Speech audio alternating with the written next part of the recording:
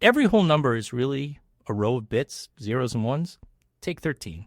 In binary, it is 1101. The bits are numbered from the right, starting at 0.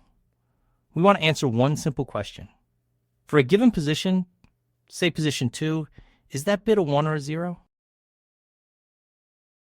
Here is the trick. If we shift the number to the right by I places, the bit we care about slides all the way down to the last position. Everything above it moves down too, but we do not care about those. Now we do a bitwise and with 1. 1 in binary is a single 1 in the last spot and zeros everywhere else, so the keeps only that last bit and wipes out the rest. If what remains is 1, the bit was set. If it is 0, the bit was clear. We shift n to the right by I, which brings bit number I down to the very end. Then we bitwise and it with 1 to isolate that single bit and check whether the result equals 1. Let's try it live, checking several positions of the same number. The function takes the number n and the bit position I we want to inspect.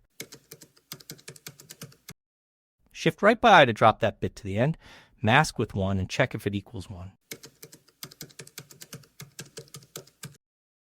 Now let's test it and hit run.